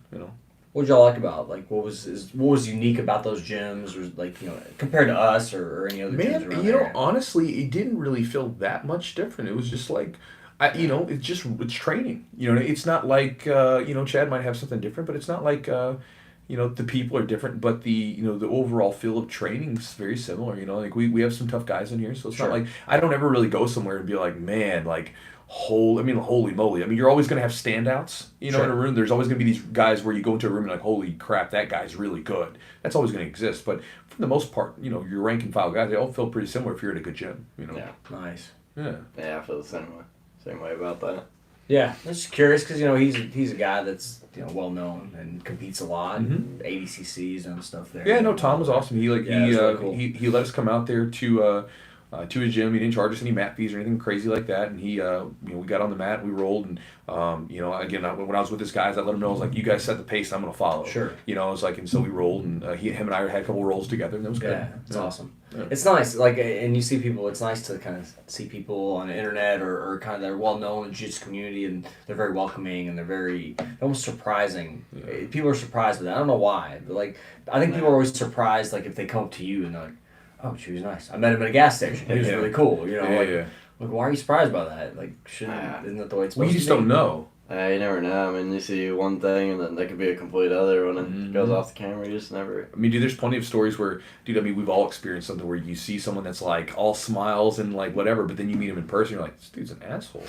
Like, or we've all like had a hero at some point probably where when we were growing up younger or whatever, and then you find out that it was all like a lie and that person wasn't who they said they were. No. It's like, fuck. You know what I mean? Like, it's a bummer. Yeah, that's cool. I mean, it's nice that like jiu-jitsu is one of those things where you can see a lot of those guys that are pretty well known, and they're Yeah, you can meet Michael Jordan. you can meet them exactly. You can meet Michael Jordan, Well, and like what I like about jiu-jitsu is it's like when you get on the mat, man, it's the truth, because it's like you can't, if you roll, you can't fake it. Right? Like, if you really roll someone... There's some guys in the jiu-jitsu community that you never roll. Like, no one's ever seen them roll and whatever. And those dudes, like, whatever. Like, to hell with them. But, like, the guys that are on the mats rolling and, they move around and you see them, whether they're, like, killers or not, they're out there moving, doing stuff. That's the truth, man. Because it's like, you can't fake it. If you're skilled, you're going to show. Like, everybody... You can regurgitate knowledge, right? Like, I could go out and, like, show someone else's technique, but can I use that technique? Can I actually use it? Can I use what I'm showing? Mm-hmm. So that's one of the reasons why, like, competing and even doing videos where I'm rolling with other black belts, why I think it's kind of important to do, because, like, I'm out there doing videos telling people, hey, this is what I did in this situation, here's what you could do, sharing experiences, hopefully to be helpful. But at the same time, like, I want them to know, hey, I'm real. Mm-hmm. I'm not some faker. I'm not some dude that's, like, sitting back, like, telling other people to do and not doing it himself. I'm like, I'm fucking doing the thing. And I'll do the thing as long as, like, my body holds up. Yeah. When I first started doing my YouTube channel, like, almost every video would be a clip of me hitting the move, and then it'd be me showing the move. Yeah. Just like until people got to know me and stuff, and they're like, okay, this guy, he's a legit competitor. He's not showing me, something that he's making up, or So for a while, like the first few months, it was just like everything I was hitting in the tournament, I was like, you can use this. Right. And that really, I think that gained me a lot of fans off the start. That with the comedy stuff that I was. Yeah. Well, you did stuff that was familiar to your game and that worked. Yeah. And Chewy won't say anything about it because he's not a big guy about achievements, but he is a 2-time Nogi Pan champion. So that's amazing, and we're proud of you, and we want to talk about that a little bit. I mean, I'm happy about the competition win. I mean, I'm definitely happy. I mean, everybody wants to win, right? Sure. So it feels great to win. Yeah. But, I think as I've gotten older, man, like, maybe it's honestly, it's more of a benefit. It's helpful because I don't give a shit. Like, my goal is to like compete. It's not about the outcome of the competition. Yeah. Because, like, for me, it's like I like being out there in the fight, right? Because to me, like, day-to-day life, right? We're sitting here now, but I know that later I've got some other stuff I got to do. I got to teach class later. I've got to be doing. I got all this stuff I got to do. You got appointments later. You got to do this thing. There's so much stuff. Our mind is always everywhere. When it's competition day, nothing else exists but the very moment, because I'm in such a heightened state of awareness as I'm getting ready for this stressful engagement, right? The only thing that exists is the thing that I'm getting ready to do that day. That's it. That's the only thing that exists, right? I remember thinking about this when I would do MMA fights. Like, the day would move on just grudgingly slow, right? Just like second by second. You're just waiting for the time where you're getting ready to fight because you're so amped up. You're so, like, nervous. You're anticipating the thing. You're excited. It's all these emotions. You're so hyper aware that it's like the longest day ever, right? And once the fight's done, boom, it just goes back to normal speed. And even like a tournament, that day slows down. It feels like while you're waiting for your match, you're just waiting for fucking ever, and you're like, God, I just wish I was there already. I wish the match had started. But in a way, I love that because there's nothing else that exists but the present, and it's very rare that we get into that state of mind. You know, you can meditate, you can do it that way, but it's hard to get in there. We're all over the place half the time, and so I think it's fun. We're in that hyper state of awareness, and then when you're in the match, the fight, we struggle, like it feels good, right? And I won't be able to do that forever. I'm gonna be an old man one day who's gonna be like, man, I wish I could be back on the mats, like, or watching a video. Oh, look at me, I was that guy one day. I'm gonna look back at that stuff, you know, and like, look what I did.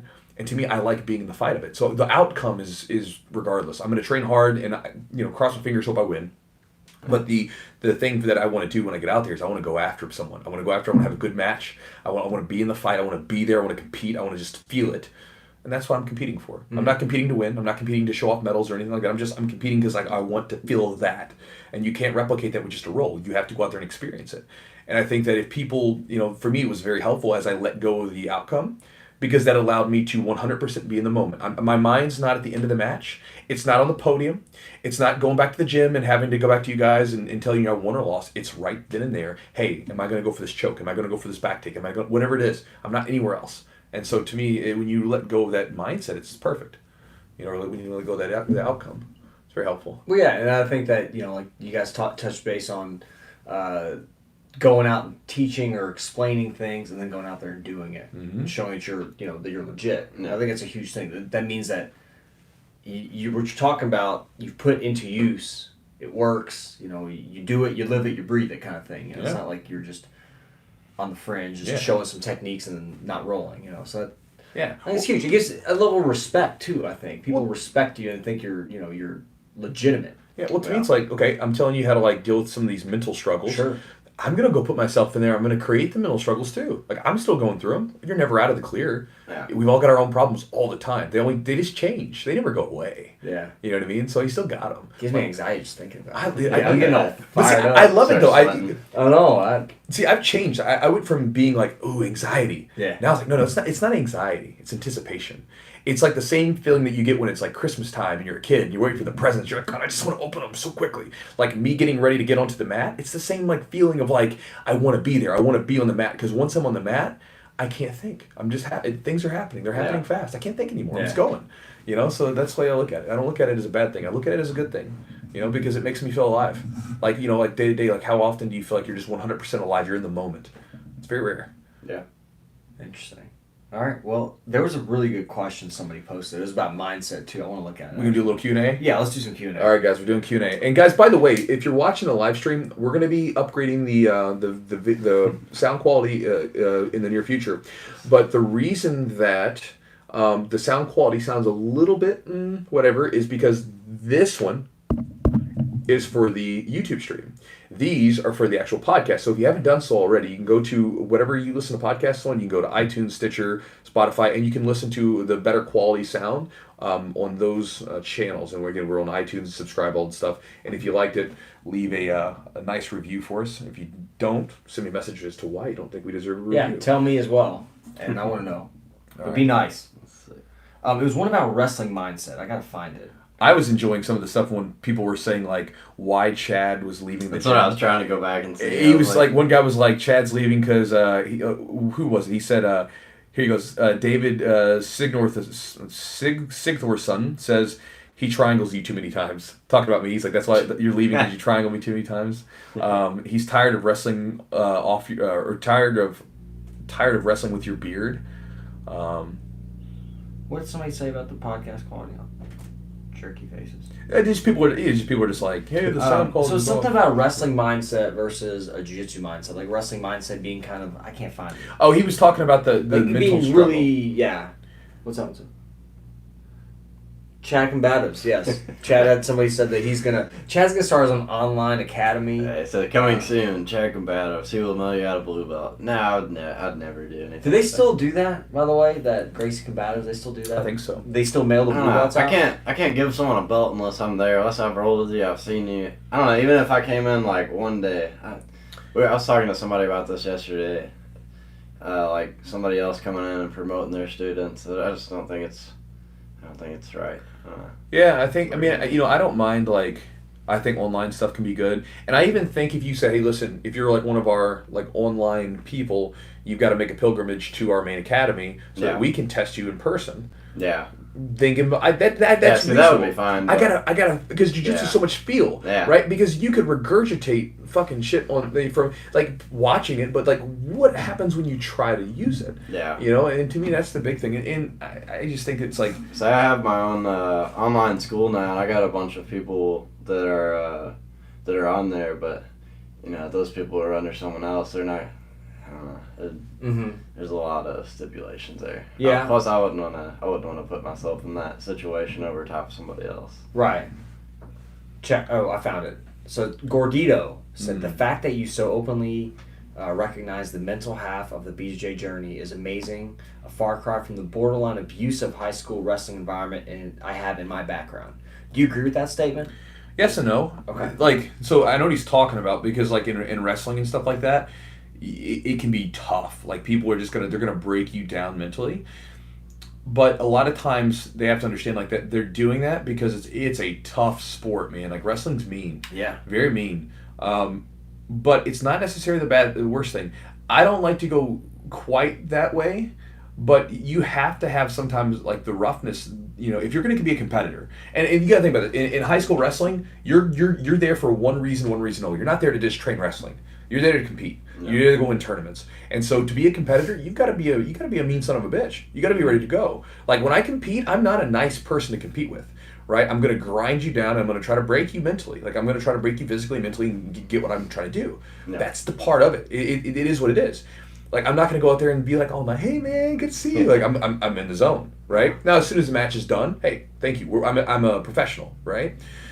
But when you're getting people into that, sometimes you gotta get them rough. You gotta get them tough. Yeah. So I don't know the situations, but sometimes wrestling can be a really rough sport, and the wrestling rooms can be really tough. Yeah. I don't like to go hardcore. Like I'm not gonna call people names or anything like that. But sometimes you have to push people and call them out on their bullshit when they're not getting after it. Because it's like if you're there to be a competitor, you've got to be made of something different than the average person who's just doing it as a hobby. Because when you're out there going against another guy who doesn't know you, doesn't like you, and he's trying to rip your face off, you got to be ready to get into that intensity. So sometimes it's useful. Mm-hmm. Daryl Rafter, what's the best way to get a blue belt only 6 months in and doing kickboxing too? Love it. Man, just train. Like, I'm telling you right now, I never cared about belts, and you guys can answer this too. As far as belts go, it's the physical, tangible thing of a belt. You can, first off, ask your coach what they expect of you. That's one way, right? Otherwise, you have no control over that thing. The belt, you have no control over when it's time to give you a belt, when your coach is going to do promotions. You have control of your ability to go into the gym day to day and train and put forth your best foot. And that's what you should focus on. Don't worry about belts. Don't worry about stripes. Don't worry about any of that bullshit because it gets in the way. Those things come. Your focus should be on, am I training? And am I enjoying myself? Is this fun? Am I really getting after it? Am I staying, dedicated? Am I being a good training partner to my trainers or to my training partners? Am I, being engaged when the class is going on? But don't worry about a belt. Like I'm not saying it's not a cool thing when it happens, but if you worry about that belt and the belt becomes the prize, when you get that thing, then you're gonna get the blue belt blues. You're gonna go, because I got this belt. I thought everything was gonna change when I got the belt, and guess what? Not a damn thing changed. I'm the same person that's gonna continue training. So your goal needs to just be set the intention. I'm gonna be working to get that blue belt. Cool, do that, and then make your day-to-day goals what you can do, what you can physically do yourself. Yeah, blue belt ice is so real. It's real, man. Because it gets you wrapped up in the belt. I saw a meme. It was funny. It said the blue belt is the black belt of quitting. I thought it was pretty. Yeah. White belt's the black belt of quitting. More white belts quit. I mean, dude. it's just what it is. It's like I know. For every, because as far as a belt promotion, I think that people quit at blue belt. Well, I mean, for a number of reasons, but once they get that belt, they feel like they should be able to beat like more people than they should, and then they're still losing the white belts and stuff. So they're like, well, yeah, they were expecting something. Like when I get my blue belt, something's gonna be different. It's like when people like they think that if they move into like a certain like making a certain amount of money, that everything's gonna be better, and then they make the money and they're like, shit, It's not better. It's kind of the same. I think it's a tangible goal. It's something that says you've achieved something in jiu-jitsu. In the Western society is really hung up on tangible goals. The only time that I wanted wanted a belt was when I wanted, the only time I even thought about it when I was like a brown belt. I wanted to compete at black because they were given. That was the only time I could find matches and stuff. Yeah. But other than that, I didn't care too much. What were you saying, Eugene? No, I think the blue belt's just, for me, I think a lot of people looking for some kind of validation, maybe progress or improvement. Mm-hmm. I think that's what it is. Sure. But then you, like you said, you realize once you get there, you've got that blue belt, and it doesn't really change much of anything. Mm-hmm. It just means that you know some jiu-jitsu. Yeah. And now your motivation or your drive to get better has got to be something other than a belt. Yeah. And it should always be that way. Like your drive for training should be like how's training going on? Like do I feel like I'm getting better? Am I pushing myself? I mean, like it should be all those things because like I said, I've never cared about a belt. The only time like I ever really even put forth even any sort of thought on a belt was when my coach told me, he said, "Listen, Chewy, you need to like work on your submissions, and because I want to promote you to purple belt, but you need to work on your submissions." So I would put on a purple sweatband on my ankle when I would roll, as a reminder. Go for submissions. It wasn't the purple belt. I was like, he'll give me the purple belt when he decides. I'm going after submissions. That's what I'm doing. And so my goal was to go out after submissions. I can control that, right? But I wasn't worried about the belt. When I get that. I'm worried about, can I get a submission? Right. Can I submit people? Can I like open it? Because I was really tight in my game positionally. I had to open up. Mm-hmm. So my job's open up. Go for it. So let's see here. We had another one here for Q&As from Kyle Hensley. He says, do you guys have any hobbies or passions outside of jiu-jitsu? What about you, Gene? I'll start with you and go Chad, then me. Passions, man. I don't like the word passion because the definition of passion is almost uncontrollable emotion, and I'm not passionate about very many things at all. It flickers in and out, but very rarely am I consistently passionate about anything because it's a word that we use. But like, what kind of hobbies do you have? Anything? Well, you're into? I think as far as jiu-jitsu, if it had to be outside outside jiu-jitsu. Man, I don't know. Do you got something? Yeah, I got something. Oh, here we go. Chad's hobbies. Now, what I do every day after I come home is I really like video games. I could play them all day. I'm a big gamer. So usually I'll do jiu-jitsu. I get here at 10:30, and then I'm here until 9 at night. Then I want to go home and I want to play some games, relax, and just go to sleep. I was picking up the drums for a while. Okay. And I just always wanted to learn. Like I dabbled on the guitar a little bit, but I felt like it was helping my coordination. Sure. And just learning something. I think it was so. I was messing with that, and then. My kids, I can't go hit the drums. My kids are sleeping or something. So it's kind of taking a back seat to that. But that was one thing I was really interested in. Just learning how to just kind of diversify my skill set. Mm-hmm. Mine, I know it sounds so stupid. Mine's reading and writing. Like, I know it sounds so dumb. I love reading. First off, I'll read just on days where I don't have to do anything. Like on Sundays, for instance, if I don't train or anything, or I might go train in the morning, the rest of the day, like Jess and I'll hang out. But I sit around on the couch and I just read. And then whenever I read, I keep journals.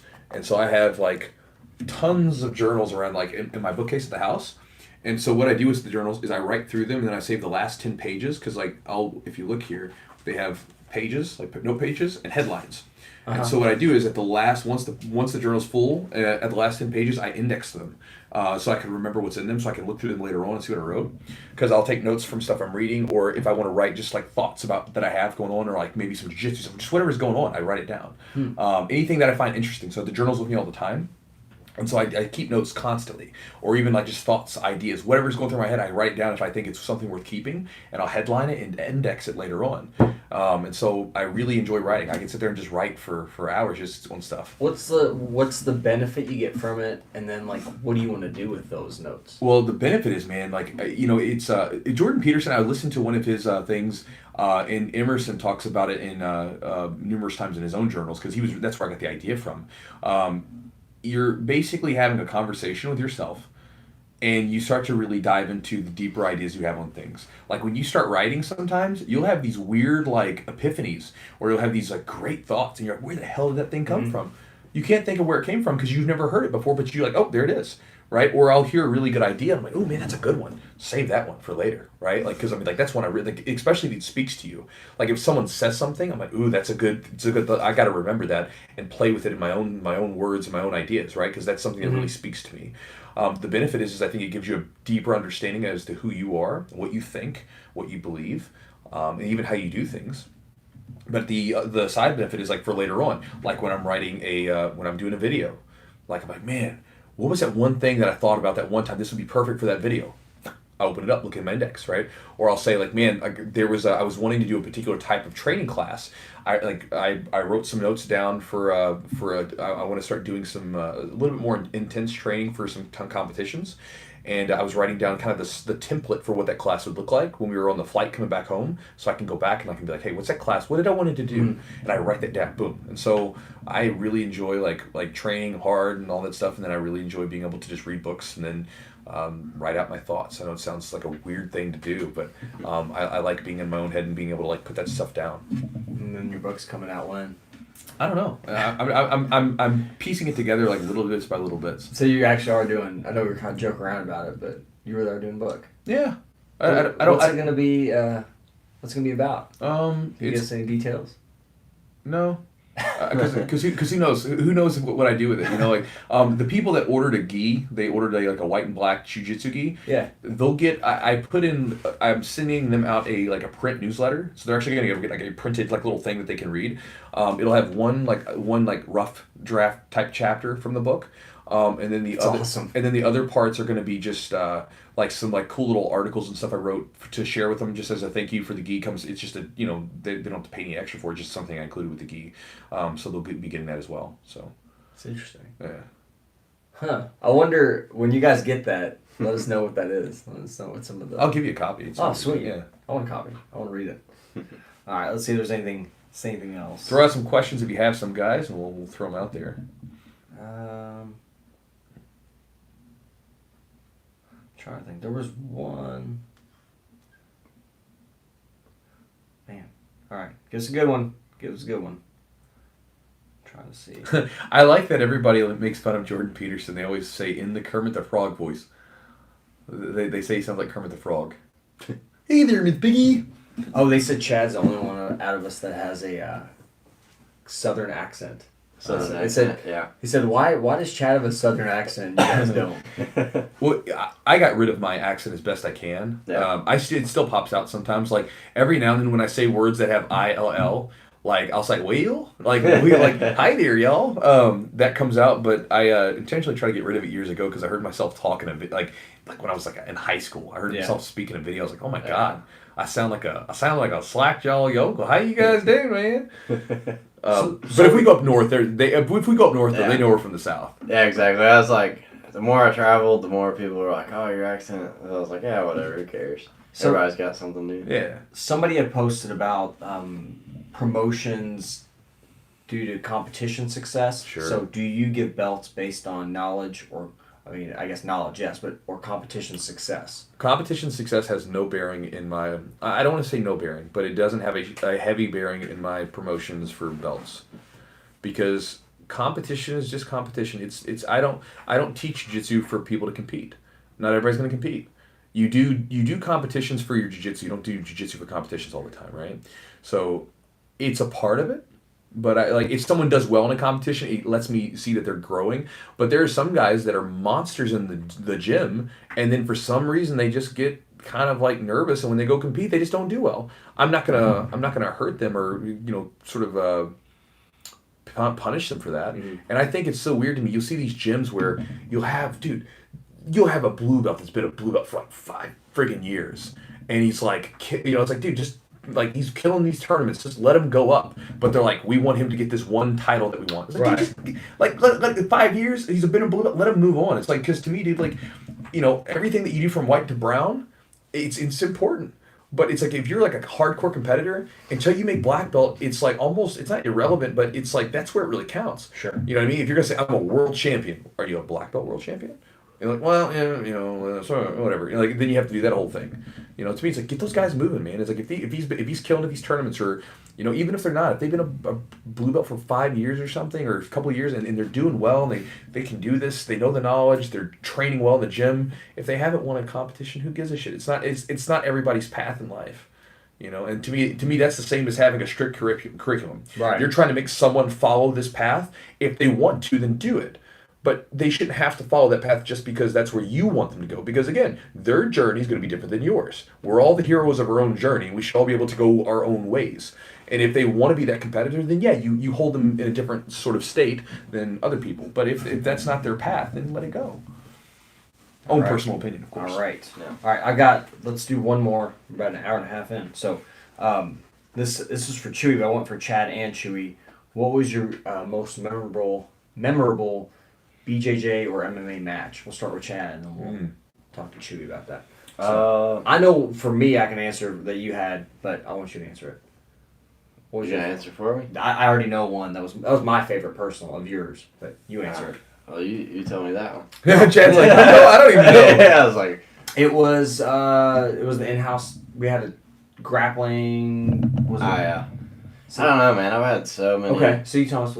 The my favorite of yours was when it was the tournament that we held at our gym. Yeah. It was run by another guy, well-run tournament, and you had kind of a super match, and you were working really hard still. You weren't really able to commit a lot of time or effort to jiu-jitsu as much as you had to, or as much as you should have, I guess. No. And you were spread really thin, and you had this tough match, and you ended up winning. And it was at the gym, and everybody was there, and it was just back and forth. It was a battle, and you won. It was just really nice to see you win. It was a really great match. Both your opponent was really high level too. So that was my favorite at the gym. Yeah, that was a good memory for me too. Everybody at the gym was going crazy. I mean, really, I'm trying to think. That's a hard one. You go ahead, Gio. Let me think on it for a minute. There's so many of them. Most of my most memorable ones, honestly, aren't wins, because, again, you learn so much later on from the struggles. There was I'll share two jiu-jitsus and one MMA. One of my most memorable matches in jiu-jitsu prior to black belt was when I was a blue belt. I went against this guy named Joel, and Joel and I had a match where basically it was even. I couldn't sweep him because I pulled guard and I was trying to sweep him. Couldn't sweep him. Couldn't take him down. He couldn't take me down. He couldn't pass my guard. It went into double. I mean, and dude, we're having a match where I slammed him into a table. He smacked me in the face and told me not to slam him into a table. It was a dude. This is 19-year-old me. Like I was a little shithead, and so I was trying to I was going up for a takedown, and he was trying to get off the mat, which is a legal thing. But I was screw it. I felt like he was fleeing the mat, so I was like, I'm gonna run this table, and then he smacks me right in the face and goes, don't you do I was like, oh shit, because he's a man and I'm a boy, right? I'm still 19 years old. I'm barely an adult, and he's in his mid-20s, late 20s. Wow. He's like, yes sir. But we had this match. He ended up winning.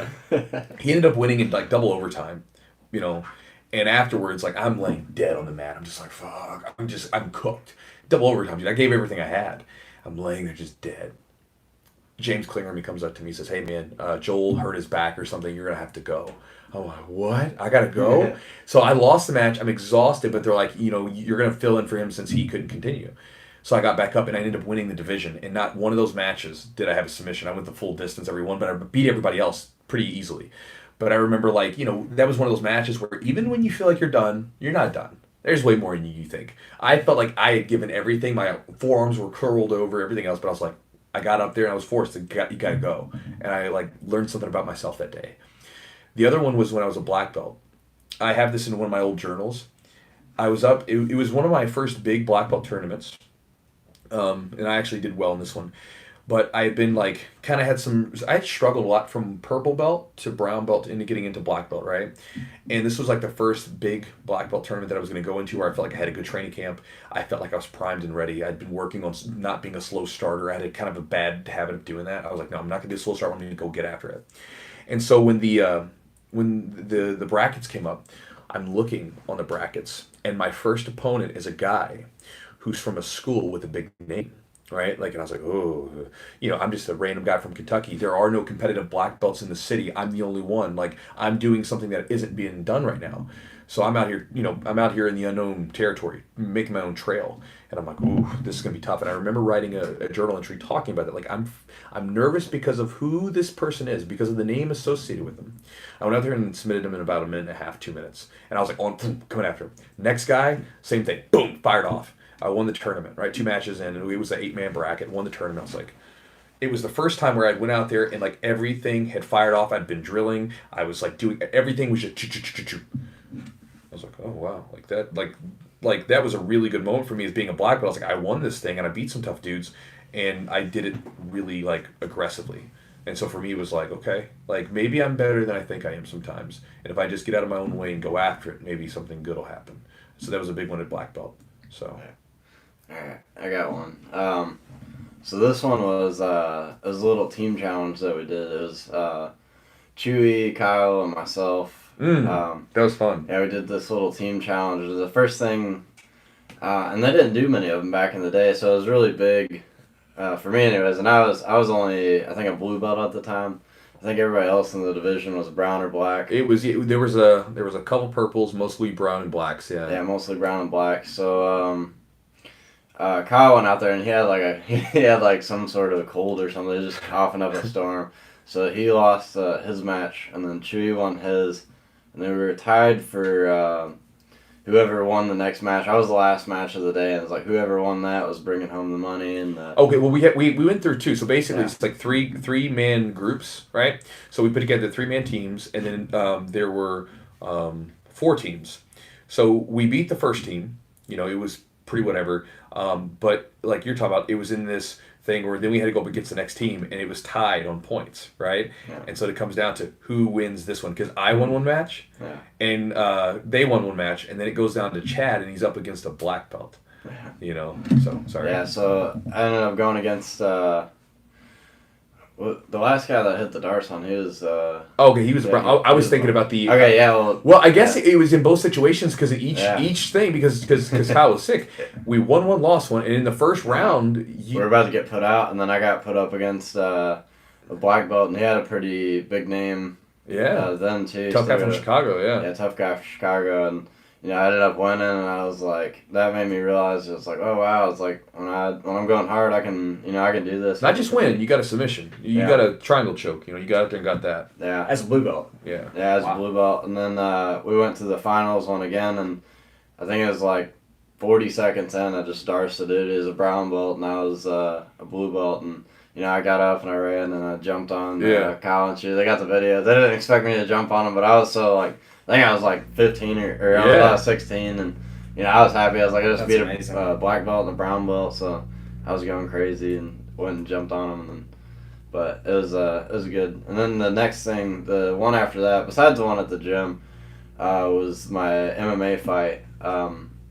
It's just because there's so many people there. Everybody from the city came out. Most of my family was there. For tournaments, you don't really, once you've been doing it for a while, nobody really comes out. I mean, you still got some people that come, but this is like the entire city was there. So when I won and I stood up, everybody was going crazy, and it was that was fun. Yeah, it was a memorable moment. It was fun when you have like your coaches and like. Yeah, I remember just standing up, and I looked at, I think it was you, Rich, and I just looked at you guys, was pointing at you and stuff. It was awesome. It was like getting off a roller coaster. Mm-hmm. Like, ah. But what was your experience for an MMA match or MMA fight versus a BJJ? Like, were you a lot more nervous? I mean, obviously because there's strikes involved, there's more. I don't know. Actually, I was more calm from an MMA fight, because at the time, I mean, I'm still like, when I get out there, I'm aggressive, but there's like, I don't have to hold back any, and I was training like hard for that fight too, so I was in that mode where I was like, I'm gonna come out there and try to hurt you, but I wasn't nervous at all for my fight. I get more nervous for jiu-jitsu because I have a bigger name doing jiu-jitsu, so I don't know, that kind of affects me a little bit more. Chewy, do you have any BJ or MMA fights? There's one you and I had some.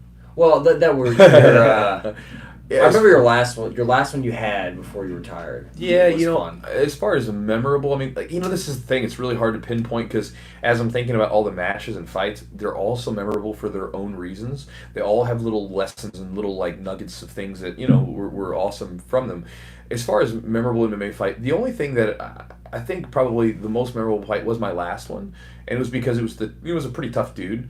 And I remember we're beating the shit out of each other. Like I remember he hit me a couple times. He hit me one point where like I had a flash where it's like boop, blocked. I was like, oh crap. I'm like, he hit me pretty hard. Oh wow. I hit him with a knee and some kicks and punches, and he hit me with some punches, and he was tough.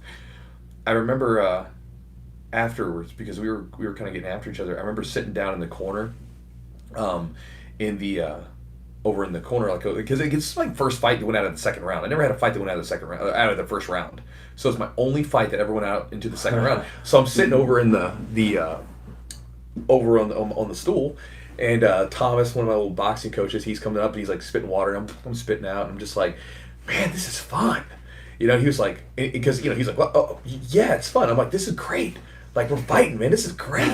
And then I went out there, and then I freaking tried to club him over the head, and then took him out. It was like fun, man. It was like, because there's so much emotion, so much like nervousness is pent up, and then it's like now we're just out there beating the crap out of you. This is fun. It's like the only reason I didn't continue doing it is like it required so much of me, and I love jiu-jitsu more that like I just didn't love it as much. So I was like, I don't want to do an MMA. I want to do jiu-jitsu, right? I want to be better at jiu-jitsu than I do at MMA. But if I really wanted to do MMA, it would have been fun to keep going because it's kind of fun beating the crap out of each other. Yeah, you were scary. Some people aren't wired that way, but like I'm not like afraid of like, ooh, I'm gonna hurt afterwards. Like someday down the road it's gonna suck. Well, yeah, whatever. But we all got our own destinies. I can't say, hey, listen, I'm not willing to sacrifice something for something I want. Right. I didn't mind getting punched or anything. That was my problem. I was like, I would take a punch because then it would make me mad, and then I would start going harder. So I would want the person to hit me so I could start, hitting them back. Well, Chad, you're here for a couple more weeks. Yeah. We might tie you up now that you leave. No, we're supposed to have our match too.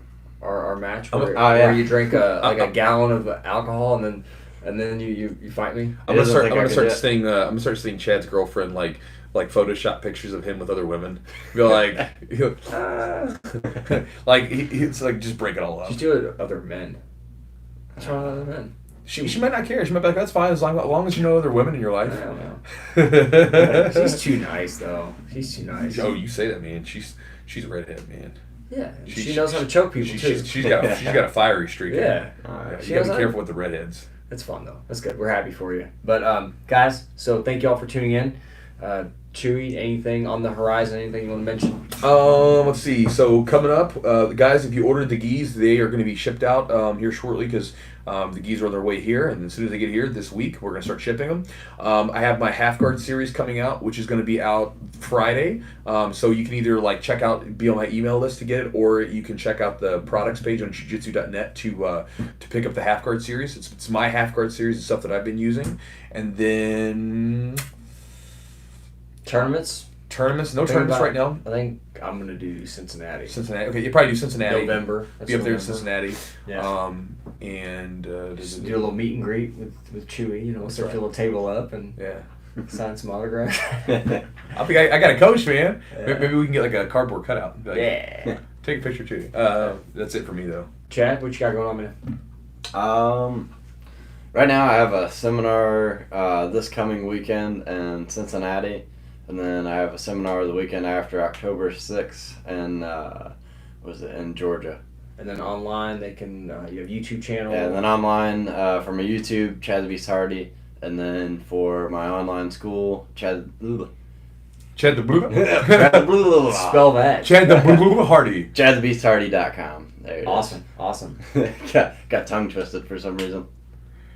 And guys, if you're listening to this and you enjoyed it, go to iTunes and Stitcher and all this stuff and leave us a nice review. It really helps, and it'll help us keep the podcast going because we're going to start investing some dough into getting a better sound quality. And Eugene's getting a nice little room set up for us, so we're going to have a podcasting room where we're going to continue to try to improve for you guys, and appreciate you.